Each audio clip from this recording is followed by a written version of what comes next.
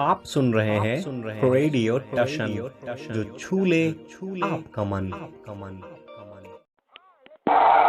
नए ओवर की पहली गेंद युवराज सिंह ने उसको खेला, तेजी के साथ दौड़कर एक रन पूरा कर लिया।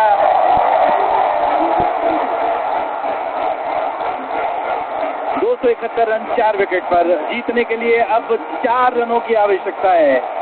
आईसीसी ने एक विशेष कमेटी बनाई थी इस बात के लिए कि मैन ऑफ द टूर्नामेंट कौन रहेगा, और उसका ये ब्यौरा दिया गया था कि जरूरी नहीं है कि सबसे ज्यादा रन, विकेट और कैच पकड़ने वाले को मैन ऑफ द टूर्नामेंट बनाया जाए। एक ऐसे खिलाड़ी को घोषित किया जाएगा जिसने सबसे अधिक प्रभावित किया हो इस टूर्नामेंट को। और अभी अभी हमारी कमेंट्री बॉक्स में तुषार ये सूचना लाए हैं कि युवराज सिंह को man of the tournament declare कर दिया गया है आईसीसी विश्व कप 2011 का। Yuvraj Singh man of the tournament, लेकिन इस समय नॉन स्ट्राइकर। भारत को जीतने के लिए चाहिए केवल 4 रन। अगली गेंद उठाकर ऊंचा लंबा स्ट्रोक, ये दर्शक दीर्घाओं में जाकर गिरेगा। जोरदार जवाब, महेंद्र सिंह धोनी का छक्का और भारत विश्व विजेता।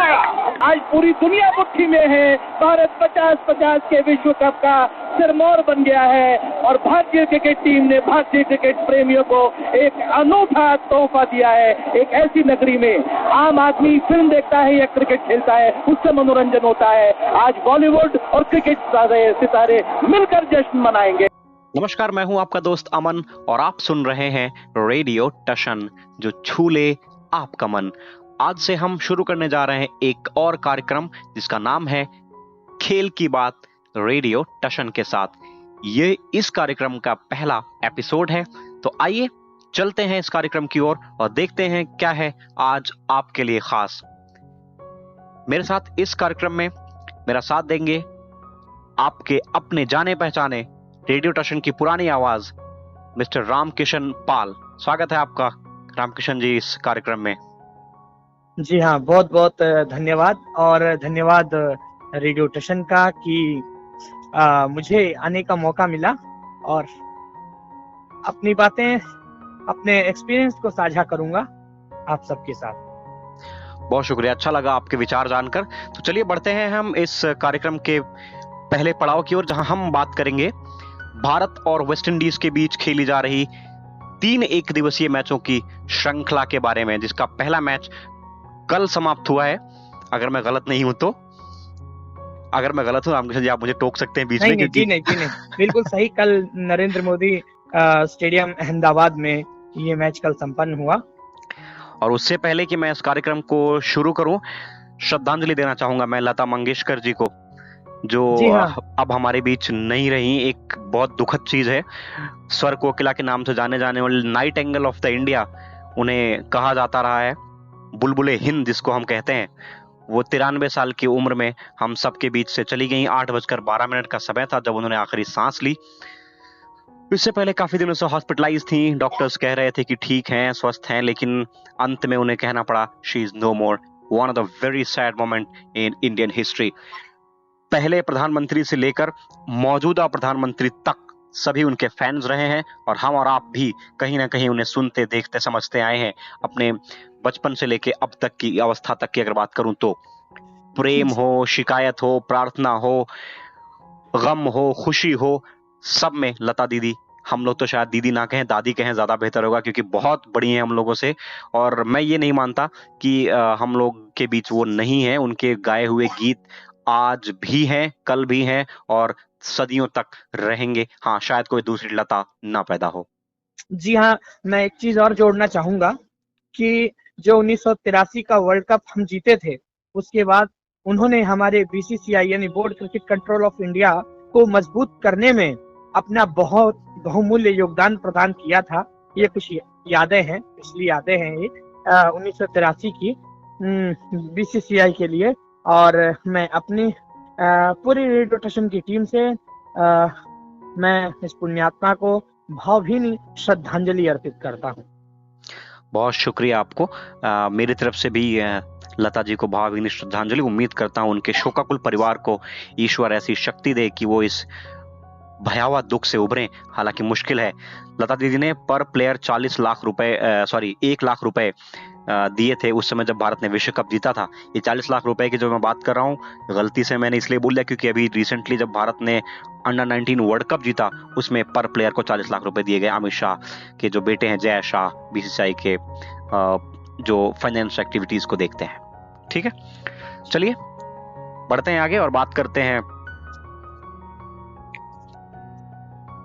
कल संपन्न हुए मैच के बारे में। तो यहां मैं आपको बताऊं भारत और वेस्ट इंडीज के बीच तीनों मैचेस जो हैं वो नरेंद्र मोदी स्टेडियम अहमदाबाद में, जो कि पहले मोटेरा स्टेडियम के नाम से जाना जाता था, वहां पर खेले जाने हैं। विश्व का सबसे बड़ा स्टेडियम है और वहां खेले गए पहले मैच में भारत ने टॉस जीता, जो कि भारत का 1000वां मैच था। ऐसा करने वाली भारत पहली टीम है और वो मैच भी ऐतिहासिक इसलिए था क्योंकि रोहित शर्मा बतौर फुल टाइम कप्तान ये उनका पहला मैच था जिसमें उन्होंने टॉस जीता और वेस्ट इंडीज को बैटिंग करने के लिए आमंत्रित किया।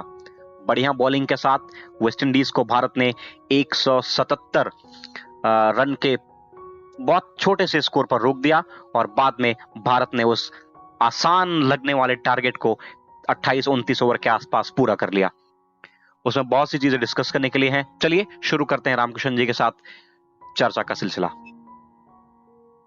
रामकिशन जी बताइए, भारत और वेस्ट इंडीज के बीच जो श्रृंखला चल रही है, क्या लगता है आपको ये किस रूप में देखी जानी चाहिए कि जो साउथ अफ्रीका से हम हार कर आए वनडे के साथ साथ टेस्ट मैचेस, तो क्या इसे एक रिवेंज सीरीज के रूप में आप देख रहे हैं कि भारत को अपने घर पे अपनी ताकत दिखाने का मौका मिला क्योंकि भारत को घर पे कोई हरा नहीं पाता है? जी देखिए, ये जो आप कह रहे हैं वो बात सही है, लेकिन मेरे नजरिए से ये सीरीज हमारे लिए बहुत बड़ी सीरीज होने वाली है। क्यों? क्योंकि ये जो हमारे पुराने खिलाड़ी, जो एक दौर था जिसे लोग कह रहे हैं कि विराट कोहली दौर, जो लगभग समापन की ओर है, तो एक नए दौर में भारतीय क्रिकेट प्रवेश कर रहा है। नए खिलाड़ियों के कंधों पे जिम्मेदारी है और उनको भी साबित करना होगा और साबित करने के लिए उनको बराबर मौके भी दिए जाने चाहिए और दिए जाएंगे निश्चित तौर से। तो मेरे हिसाब से इस सीरीज को जो नए खिलाड़ी हैं उनके मोटिवेशन के तौर पे देखा जाएगा और फिर जीत तो हर किसी को मोटिवेट करती ही है। मुझे लगता है कप्तानी को लेकर भी बहुत विवाद हुए। आपको याद होगा अभी पिछले 4-5 महीने बड़े उछल पुछल से भरे रहे भारतीय क्रिकेट में। सौरभ गांगुली जब से प्रेसिडेंट बने हैं तब से लेकर अब तक विवादों का दौर थमा नहीं है। क्या कहेंगे इस पर आप? जी देखिए, बात सही है, लेकिन सारा जो सौरभ गांगुली को ही सब कुछ कह देना ये शायद ठीक नहीं होगा, क्योंकि कहीं ना कहीं वो विराट कोहली से वो परफॉर्मेंस भी नहीं आ रही थी और कहीं ना कहीं घबराहट दिखने लगी थी विराट कोहली या रवि शास्त्री साहब के मन में, क्योंकि जब हम लोग 2020 का जो विश्व कप हुआ हम लोग हारे और बड़ी बुरी तरह हारे, तो जो नहीं होना चाहिए था, और उसके बाद ये होना ही था जो कि हुआ। लेकिन इतनी उम्मीदें, इतनी आशंकाएं नहीं थी कि ये सब कुछ हो जाएगा, ये कुछ ज्यादा ही हो गया। क्या इस विवाद को और बेहतर तरीके से निपटाया जा सकता था? जरूरी था इसको मीडिया हाइक बनाना? हाँ देखिए, बिल्कुल ये नहीं होना चाहिए था। कहीं ना कहीं हमारे क्रिकेट को शर्मसार करने वाली सारी बातें हैं, लेकिन शायद जितने अच्छे से डील होना चाहिए था इस मामले को, उतने अच्छे से डील हो नहीं पाया और आपस में कुछ अपनी निजी चीजें वो आड़े आई, जिसके कारण मीडिया को तो मसाला चाहिए। मीडिया ने भी इस पूरे मौके का फायदा उठाया और कहीं ना कहीं हमारे लिए ये अच्छी चीजें नहीं थी, लेकिन खैर हम भगवान से प्रार्थना करते हैं कि अब ये सारी चीजें अच्छे से चलें और भारतीय क्रिकेट एक स्वर्णिम दौर में प्रवेश करे। जहां तक मुझे लगता है इस मामले को अभी हम यहीं पर रोक देते हैं, आगे बढ़ेंगे, इस पर और चर्चा करेंगे। थोड़ी सी बात कर लेते हैं कल के मैच पर। कल आपको क्या खास लगा? भारत की जो बॉलिंग थी, अभी तक ये था पावर प्ले में हम विकेट नहीं ले पाते थे, कल 13 रन पे पहला विकेट मुझे लगता है वेस्टइंडीज का गिर गया था। जी हाँ, 13 पे पहला विकेट गिरा था। Shai hope I think out हुए थे। बाकी देखिए, असली बात जो है वो ये होती है कि पावर प्ले में विकेट जब जब मिलेगा तब तब बैटिंग टीम पे दबाव पड़ेगा, और वही कल हुआ। कल क्रेडिट देना पड़ेगा बॉलिंग को, मगर ये भी बात है कि थोड़ा सा वेस्ट इंडीज टीम एक दिवसीय में संघर्ष भी करती है। अभी आपको याद हो तो वेस्ट इंडीज इंग्लैंड को हरा कर आई T20 मैचेस में। उनको शायद T20 का बादशाह कहा जाए तो गलत नहीं होगा। बहुत छक्के मारते हैं, उसके लिए मशहूर हैं, लेकिन कल के मैच में केवल 5 छक्के। कहां देखते हैं? जी हाँ, बिल्कुल। तो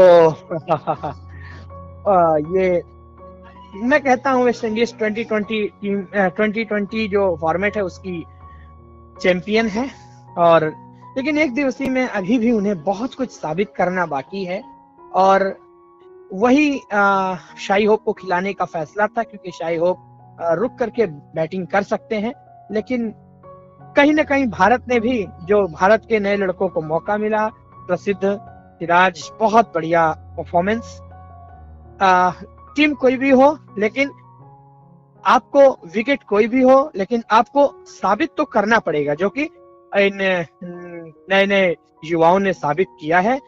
और ओवरऑल बहुत अच्छी जीत कही जाएगी, बहुत अच्छा बॉलिंग यूनिट हमें समझ में आ रहा है। मतलब बगैर जसप्रीत बुमराह, मोहम्मद शामी के भी हम अच्छा प्रदर्शन कर सकते हैं, ये आप कहना चाह रहे हैं बॉलिंग लाइनअप को देखते हुए? बिल्कुल बिल्कुल बिल्कुल, इसमें कोई डाउट नहीं, बॉलिंग लाइनअप बहुत अच्छी। देखिए, हम ना किसी एक या दो प्लेयर पर निर्भर भी नहीं हो सकते, वर्कलोड मैनेजमेंट आना चाहिए। ये एक भारत की कहीं ना कहीं थोड़ी सी कमी में मानता हूँ, कि जो प्लेयर मिलता है उसको हम इतना, उस पर इतना डिजर्व करने लगते हैं, उसमें हम इतना निर्भर हो जाते हैं कि फिर हर फॉर्मेट में हम उसको खिला के कहीं ना कहीं हम उसको थोड़ा सा कहीं ना कहीं उसकी फिटनेस पे भी जो है ना, फिर वो काम नहीं हो पाता। ठीक बात है। तो इसीलिए जैसे इंग्लैंड आप देखते होंगे, ऑस्ट्रेलिया देखते होंगे, वो अपना वर्क मैनेजमेंट, वर्कलोड जिसे कहते हैं, करते रहते हैं। खैर, भारत भी सीख रहा है। भारत पहले बहुत फिसड्डी टीम हुआ करती थी। 1983 विश्व कप जीतने के बाद भारत का अस्तित्व मुझे लगता है क्रिकेट में आया, तो अगर मैं कहूँ गलत नहीं होगा। ठीक बात है, सुनील गावस्कर जैसे महान प्लेयर तब भी थे, और कोहली जैसे महान प्लेयर आज भी हैं। लेकिन वो जो दौर था ना, सचिन, सहवाग, गांगुली, लक्ष्मण, युवराज, मोहम्मद कैफ, ये जितने भी प्लेयर्स थे, जो इनमें टेम्परामेंट दिखता था, कहीं ना कहीं इसमें गांगुली की देन है, उसमें कोई दो राय नहीं है। जब भारत बाहर जाके शेर की तरह खेलता था, उसमें गांगुली की देन है, इस पे से मैं बिल्कुल इनकार नहीं कर सकता, या हम आप भी नहीं कर सकते। उसके बाद एक दौर आया धोनी का, वो भी जबरदस्त कैप्टन, कूल, काम, कंपोज्ड। फिर Kohli, very aggressive. You will be, agree with me that he's a very aggressive captain. Shown all his temperament, all his anger against, any opposition, any team. अगर आपको याद हो, साउथ अफ्रीका में last test match में जो review वाला फैसला था, उस पर बड़ी खरी खोटी सुनाई। कहां देखते हैं इसे आप? क्या सही मानते हैं? देखिए, सच ये है कि ये मैं मानता हूं कि कोहली ने भारतीय क्रिकेट को बहुत कुछ दिया है, और कोहली, यूं कहें कि कोहली ने सच में बहुत अच्छा भारतीय क्रिकेट टीम को एक मौका दिया खड़े होने का। जिस दिशा में गांगुली साहब की कप्तानी में आगे बढ़ रहा था, उसी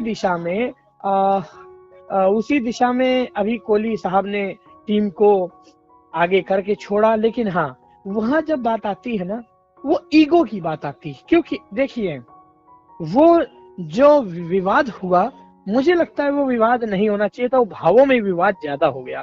क्योंकि देखिए, वही गेंद एडम मार्करम को छोड़ के जा रही थी, सोचने वाली बात है। जब हॉक आई में देखा गया तो वो गेंद ऊपर से निकल रही थी, ठीक है, जरा सी, और वही गेंद, सेम गेंद मयंक अग्रवाल की थी, ठीक है, दोनों का सेम केस था। तो मुझे लगता है यदि आप को अपने ऊपर बिलीव है, और वहीं से भारत बिखर भी गया। यदि आपको याद हो वो रिव्यू के बाद भारत बिखरता चला गया। तो थोड़ी हमें पेशेंस रखनी चाहिए और ऐसा करना नहीं चाहिए था मेरे हिसाब से। मैं इत्तेफाक रखता हूँ इस बात से, क्योंकि आप एग्रेशन दिखाएं, जरूरी है। कपिल देव ने भी ये कहा, गावस्कर साहब ने भी कहा। मैं सबके बयानों को इसलिए यहाँ पर कोट कर रहा हूँ क्योंकि ये क्रिकेट पर डिस्कशन है और हम लोग डिस्कशन तभी करते हैं, हम एक्सपर्ट्स को सुनते हैं, क्योंकि हम लोग बहुत एक्सपर्ट्स नहीं है। हम लोग केवल क्रिकेट को फॉलो करते हैं और वो लोग जो बोलते हैं वो क्रिकेट देखकर, क्रिकेट खेलकर आए हुए हैं। तो उनके बयानों को इसलिए मैं कोट कर रहा हूँ यहाँ पे। उन्होंने भी कहा ये विवाद अच्छे से हल हो सकता था, कोहली को ऐसा नहीं बोलना चाहिए था। कोहली तो कोहली छोड़िए, अश्विन ये और उसके बाद तमाम और प्लेयर्स बीच में आ गए, जो मुझे लगता है भारतीय क्रिकेट को केवल शर्मसार करने वाली बात है और कुछ नहीं। खैर आगे बढ़ते हैं। रोहित शर्मा ने कल 51 रन बनाए, मुझे लगता है, सॉरी 60 रन 51 गेंदों पर। उसके अलावा कुछ खास जरूरत पड़ी नहीं क्योंकि लक्ष्य बहुत छोटा था। विराट कोहली के बारे में क्या कहेंगे? एज अ कैप्टन वो थे, तब भी परफॉर्मेंस कोई खास सुधार नहीं दिख रहा था काफी दिनों से। मैं अगर कहूँ पिछले 2-2.5 साल बड़े खराब गुजरे हैं कोहली के लिए, तो गलत नहीं होगा। मुझे लगता है ये कहीं ना कहीं खीज है। मुझे लगता है कि उनको ये लगने लगा है कि आप जब आपके दिन खराब ना हो तो आप अटैक करें। Attack is the best defence. लेकिन सही बात यह है कि अटैक भी आप अच्छी गेंदों का आपको जो है जवाब सही से देना पड़ेगा, और जो खराब गेंदें हैं उन पे आप अटैक करिए। वो हर गेंद को मारने के लिए देख रहे थे। एक उन्होंने अपर कट मारा, और अपर कट वाली गेंद वो मारने वाली गेंद थी, लेकिन उसके बाद जो उन्होंने शॉट खेला वो कहीं ना कहीं गैर जिम्मेदाराना शॉट था। और ऐसे लोगों के खिलाफ, जो सीनियर खिलाड़ी हैं, इनके खिलाफ एक जिम्मेदारी तय होनी चाहिए। हाँ ठीक बोल रहे हैं आप। 1 मिनट जरा होल्ड करिएगा प्लीज।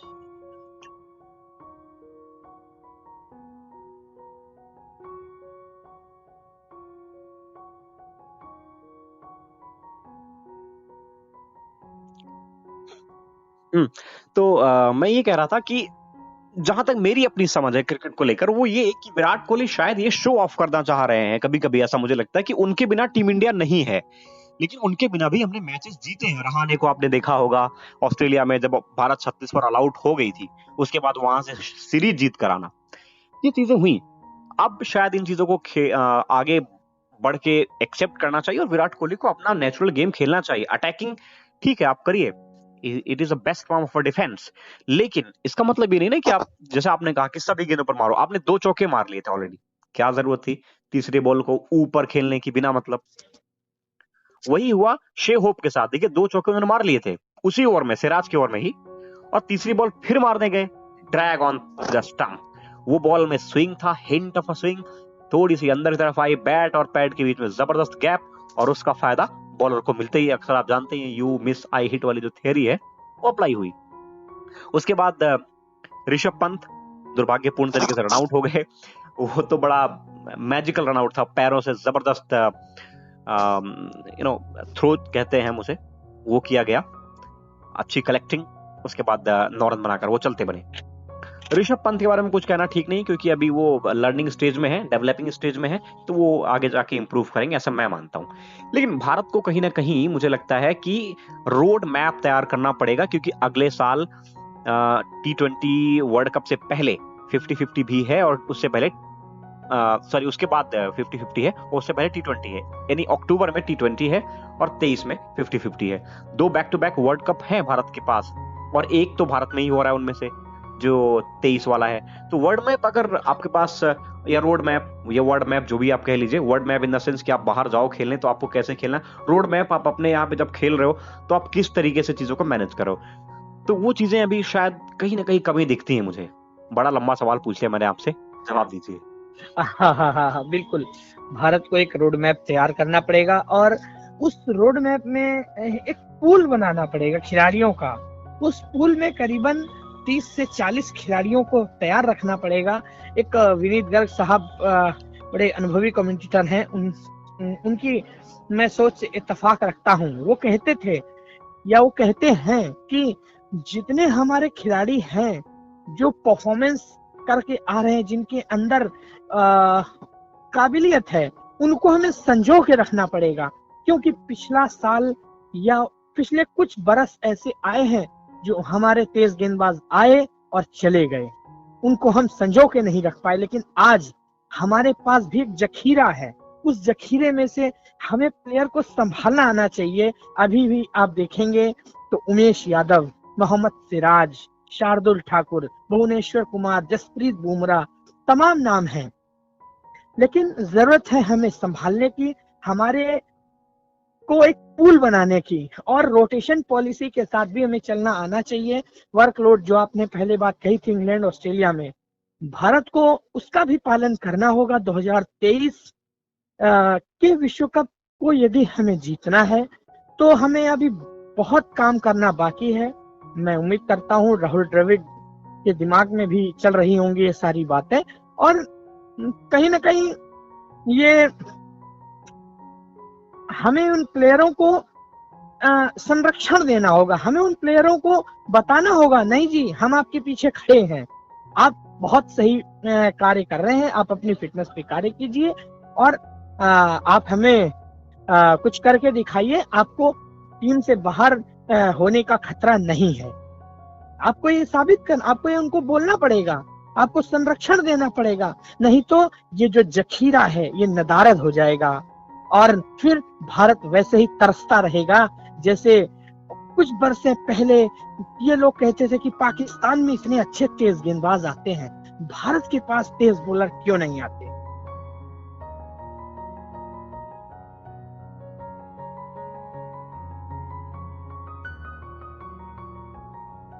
जी बहुत शुक्रिया इस चर्चा में शामिल होने के लिए। हम आएंगे, आपसे लगातार मिलते रहेंगे, आपके व्यूज लेते रहेंगे, हम राहुल द्रविड़ पर भी चर्चा करेंगे रामकिशन जी।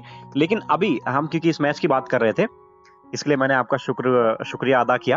तो भारत ने जीत तो लिया मैच और उम्मीद करते हैं सीरीज भी जीत लेगा, लेकिन घर पे जीतना और बाहर जाके जीतना अभी भी डिफरेंसेस हैं, उस पर भी बात करेंगे कभी और शो में। आज केवल आपको इतना बता दूं, भारत ने आसानी से मैच को जीत लिया।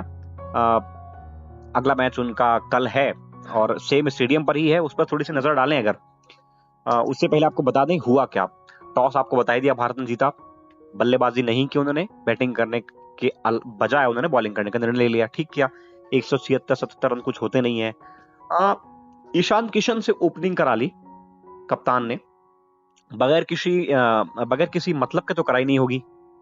एक कोई वर्ड मैप उनके दिमाग में चल रहा होगा कि यार हमें ना T20 वर्ल्ड कप में इसको खिलाना, ओपन कराना, या कहीं भी अगर नहीं कराना है आपको तो आप उसको वहां मत खिलाइए। मेरा मानना है अगर आपको KL राहुल के साथ जाना है, शिखर धवन के साथ जाना है, तो क्यों उसको आप ओपन करा रहे हो भाई? आप उसको मिडिल ऑर्डर में डालो।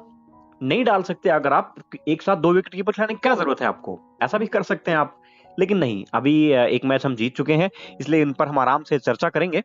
तो हुआ ये कि रोहित शर्मा ने ठीक ठाक इनिंग खेली, 60 रन बना दिए। कोहली 2 अच्छे शॉट के बाद गलत शॉट खेलकर आउट हुए। ऋषभ पंत दुर्भाग्यपूर्ण रहे और सूर्य कुमार यादव और दीपक हुड्डा आखिरी तक थे मुझे लगता है। जी हाँ, दीपक हुड्डा और सूर्य कुमार ने बहुत अच्छी साझेदारी की। लगभग 58 से 60 रनों की साझेदारी थी, वो 118 पे 4 हो गए थे और दोनों ने अराउंड 30 स्कोर किया। बहुत अच्छा स्कोर था, बिल्कुल। हाँ, तो आप ना ये बताइए कि ईशान किशन को अगर आप अगले मैच में नहीं देखते हैं, KL राहुल तो आएंगे पक्का, अभी तक अपनी सिस्टर की शादी में बिजी थे वो, इसलिए नहीं आ पाए, अगले मैच में आएंगे। ये आपको एक नई जानकारी मैं दे रहा हूँ जो शायद आपने कहीं ना सुनी हो। जी हाँ। नहीं मतलब इसका मतलब ये नहीं कि मैं उनको बड़ा करीब से फॉलो करता हूँ। अरे नहीं, जी हाँ। तो वो अभी शादी वादी निपटा के आएंगे तो वो ओपनिंग करेंगे, I am really sure, Rohit Sharma के साथ। जी मेरा ख्याल है कि ऐसा नहीं है। अच्छा, मेरा ख्याल ये है कि रोहित शर्मा, ईशान किशन ही ओपन करने चाहिए, जो मुझे लगता है। और क्योंकि जो है, यदि मैं थोड़ा फ्लैशबैक में जाऊं, कहीं ना कहीं जो हम अफ्रीका से सीरीज हारे हैं उसमें यदि KL राहुल नीचे बैटिंग करते, मुझे लगता है शायद इस हार के अंतर को कम किया जा सकता था या जीता भी जा सकता था, क्योंकि नीचे रन नहीं बन रहे थे। और आप इनफॉर्म प्लेयर हैं, आप नीचे रन बना सकते हैं और मुझे लगता है वही होगा। रोहित शर्मा के दिमाग में भी यही चल रहा है, जहां तक मैं समझ पा रहा हूं, कि ईशान किशन ओपन करेंगे और कोहली साहब 3 पे और आई थिंक सूर्या 4 पे और राहुल 5 पे आने चाहिए, या सूर्या नहीं होंगे तो 4 पे राहुल। फिर ऋषभ पंत को आप 6 या 7 पे देखते हैं? जी हाँ, बिल्कुल बिल्कुल। शार्दुल ठाकुर उसके बाद खेलेंगे? जी हाँ, 6 पे मैं पंत साहब को देखना चाहता हूँ। तो ये होना चाहिए, क्योंकि आप नीचे भी आपको बैलेंस बना के रखना। और पीछे जो अफ्रीका की सीरीज हुई, मैं बार बार कह रहा हूँ, उसमें कहीं ना कहीं यदि केएल राहुल मिडिल ऑर्डर में होते तो जो हम 4 रन से मैच हारे हैं, जो हम और भी मैच हारे हैं, कहीं ना कहीं ऊपर तो साझेदारियां अच्छी हो रही थी लेकिन नीचे नहीं हो पा रही थी 4 नंबर से। तो कहीं ना कहीं मेरे को लगता है यहाँ यही होना चाहिए। चलिए वो देखते हैं क्या होगा, कैसे होगा, कल उस पर डिस्कस करेंगे हम लोग। फिलहाल आज के लिए बस इतना ही। आपने इस प्रोग्राम को सुना, उम्मीद करता हूं कि आगे भी आप यूं ही सुनते रहेंगे और रामकिशन जी आप हमारे साथ यूं ही शामिल होते रहेंगे और मुद्दों पर भी अपनी राय देने के लिए। आज के लिए आपका बहुत बहुत धन्यवाद। मिलते हैं अगले एपिसोड में। जी हाँ, सभी श्रोताओं को मेरा धन्यवाद और फिर से रेडियो स्टेशन की पूरी टीम को भी मेरा बहुत बहुत धन्यवाद।